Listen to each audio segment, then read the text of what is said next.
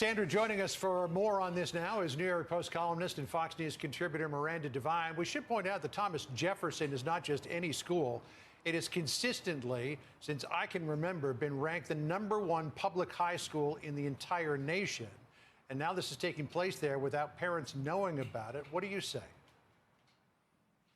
Well, it's terrible, and we know that the Chinese Communist Party is teaching their children reading and writing and arithmetic while we warp the minds of American children and indoctrinate them in this ideology that is Marxist in nature and that teaches them that America is an oppressive regime that is based on whiteness, and that if you are born with white skin, that you need to be humiliated and ostracized and punished.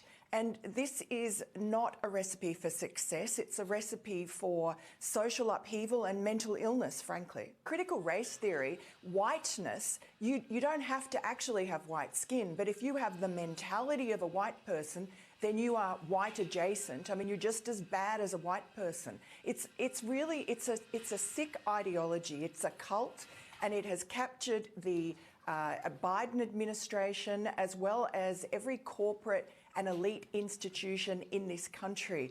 We are teaching white children to hate themselves. We are teaching non-white children that it's okay to torment and bully other children because of the colour of their skin. It is not a healthy situation, and we should not be trying to inculcate children into this cult. We hear the Biden administration talk about this concept called equity, and equity is a Marxist concept. It is a dangerous, evil idea because it does not mean equality. It lulls you into thinking it means equality because it sounds like it, but what it means is it is about equality of outcome, not opportunity. So equality means that everybody gets the same chance, and through hard work you achieve. Whereas equity says we don't care how hard you work, we want this outcome and we are going to force it. And human beings do not work like that. The only way you achieve that is with oppression.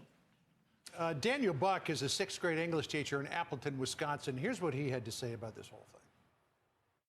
We see these stories in the news about, ethnomathematics in our classroom, which de-emphasizes the need to find a right answer. And I see all of this pressure being put on the public schools, but we're ignoring the universities that are teaching our teachers into activist pedagogy, which wants to make their kids, as the name implies, into activists. Where are we going with education? Where are we going as a society? Well, right down the toilet. And, at a time when we are in this very strong competitive environment with China and the rest of the world, frankly, we are deliberately warping our education, in fact, ruining it and creating stupid people who don't know anything about the way the world works, don't know math, don't know how to read, don't know how to have critical thought. Instead, they are just mindless zombies who are inculcated into this cult of, basically Marxist cult of critical theory.